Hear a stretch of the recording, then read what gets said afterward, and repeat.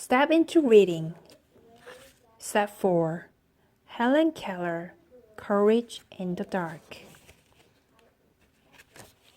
Chapter 1. Helen Keller was born on June 27, 1880, on a farm in Alabama. Mr. and Mrs. Keller were thrilled with their beautiful, healthy baby. But something terrible happened. When little Helen was a year and a half old, she became very sick. She had a high fever. Her parents were afraid that she would die. A few days later, a fever was gone, but something was still very wrong. Little Helen could no longer see or hear. The illness had left her blind and deaf.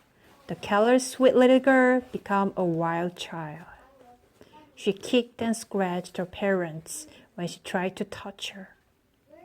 She yelled and screamed in a loud voice. How else could she let anyone know when she was hungry or tired or afraid?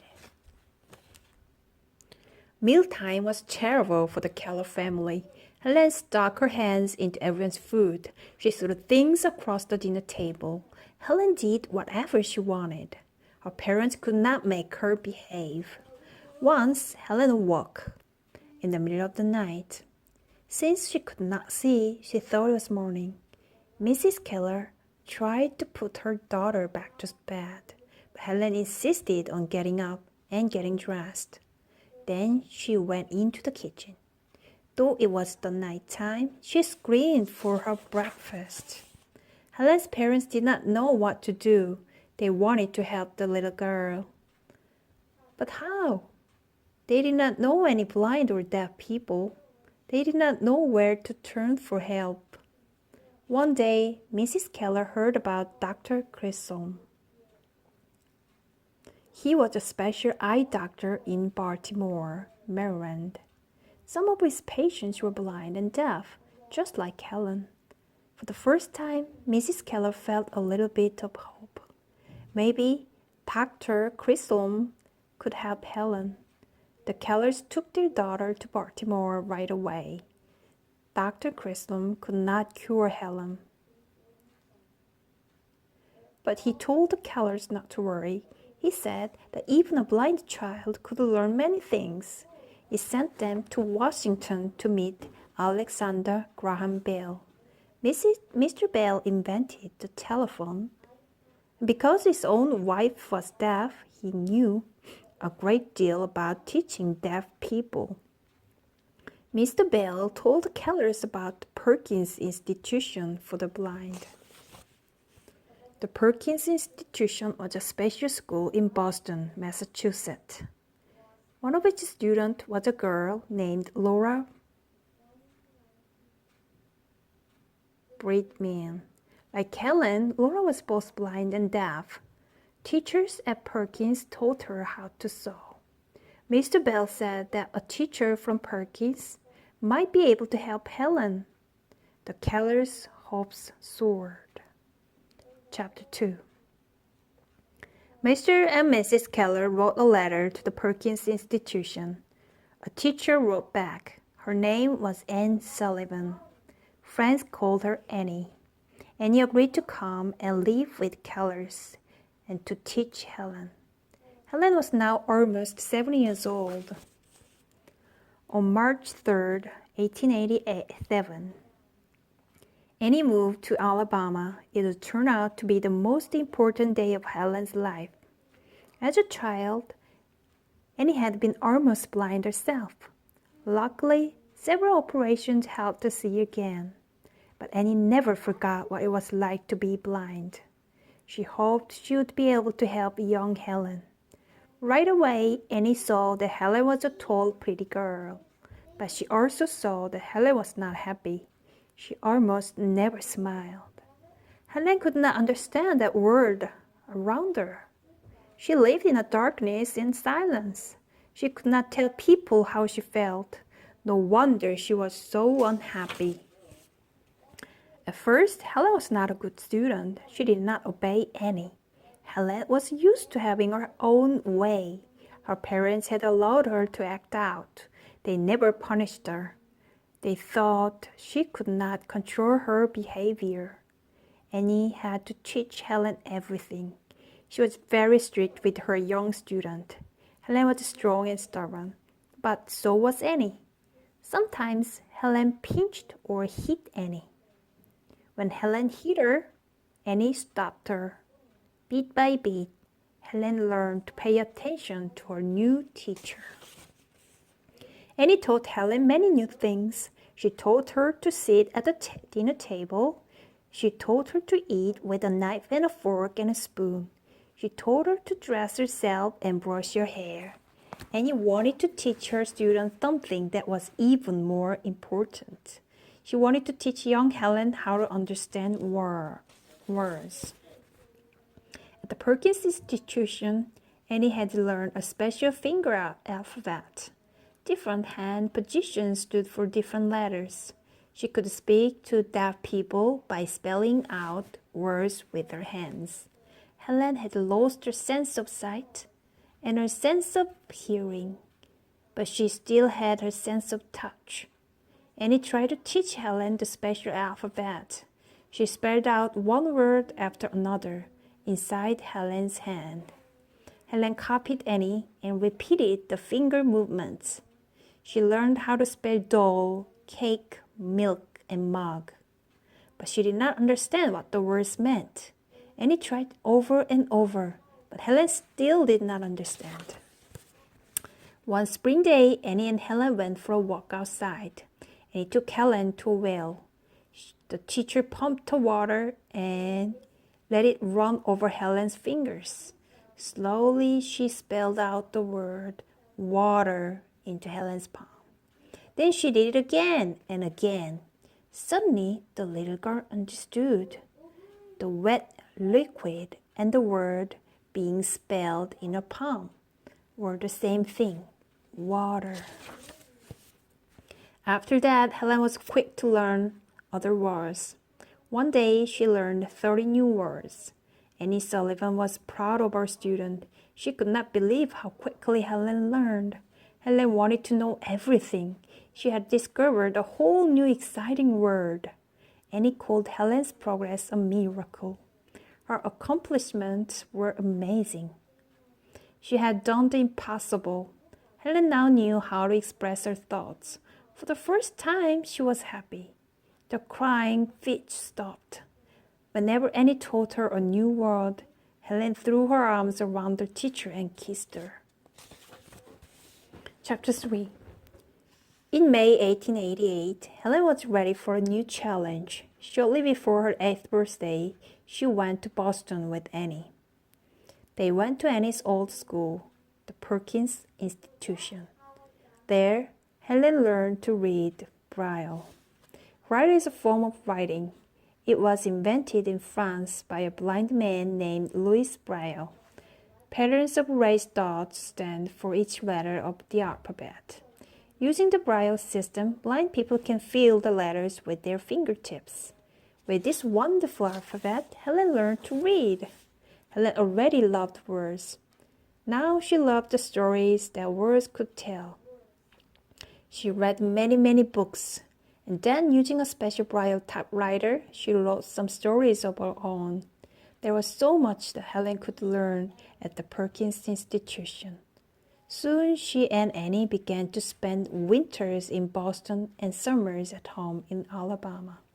When Helen was 10 years old, she met another teacher in Boston. Her name was Sarah Fuller. Sarah wanted to teach Helen how to speak.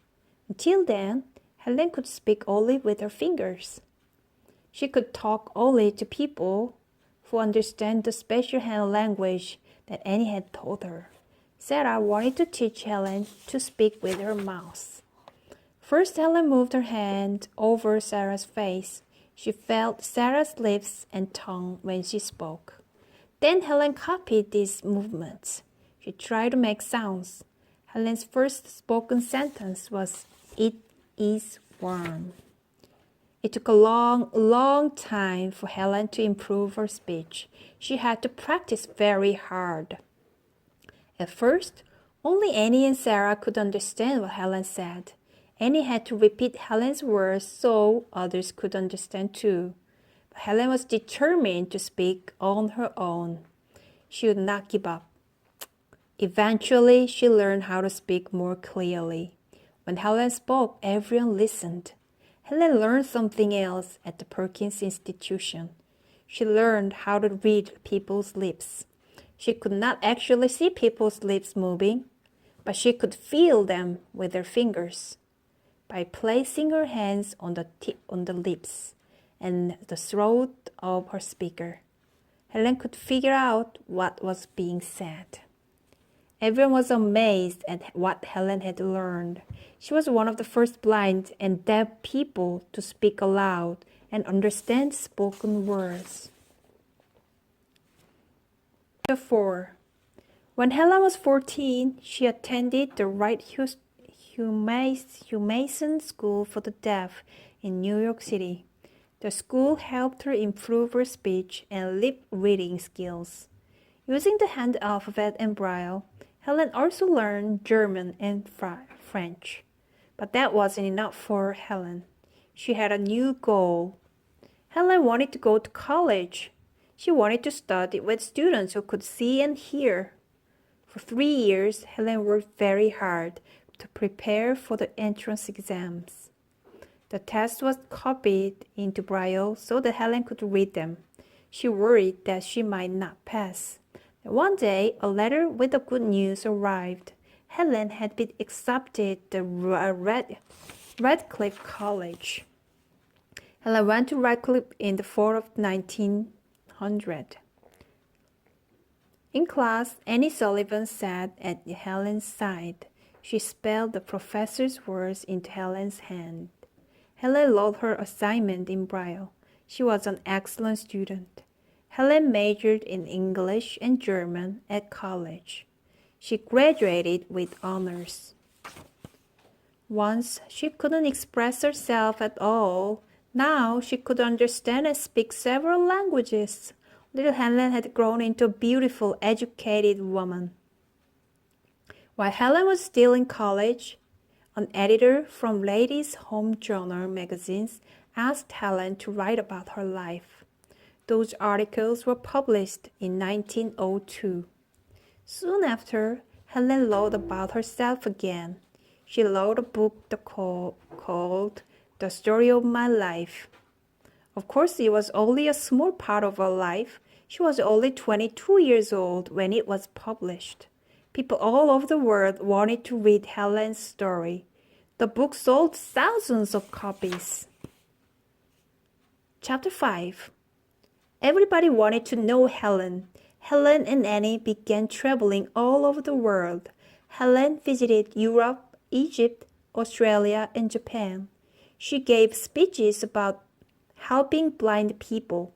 She wanted to reach anyone who had given up hope. During her life, Helen met many famous people: Alexander Graham Bell, Mark Twain, Charlie Chaplin, President and Mrs. Franklin D. Roosevelt, President John F. Kennedy, and many others. They are all eager to meet Helen. One man who met her said that Helen was like a charge of electricity. He was overwhelmed by Helen's energy and spirit. In 1953, Helen met President Dwight D. Eisenhower. She asked the president if she could touch his face. She wanted to use her fingers to see him. President Eisenhower agreed. Helen touched his mouth. "You have a beautiful smile," she told him. "But not much hair," the president replied. Of course, Helen's fingers would have seen that too. Helen was an amazing person. Never before had a blind and deaf person done so much. Even though she could not hear music, Helen learned to dance. She also attended concerts. Although she could not hear the sounds, she felt the vibration of the music. She went horseback riding and played with her dogs. Helen also loved to work with her in the garden. Though she never saw the flowers she grew, she enjoyed their scent. Helen Keller was proof that people can do almost anything. Even people with a physical problem or handicap can reach their goals. Helen Keller died on June 1st, 1968. It was just a few weeks before her 88th birthday. Helen's story had been retold over and over. She had been the subject of books, plays, films, and television programs. The United States Postal Service had dedicated a stamp to her. And organizations with her name works to help blind people. Helen Keller's life was filled with silence and darkness, but she had the courage and determination to light her days. The best and the most beautiful things in the world cannot be seen or even touched. They must be felt with the heart. Helen Keller.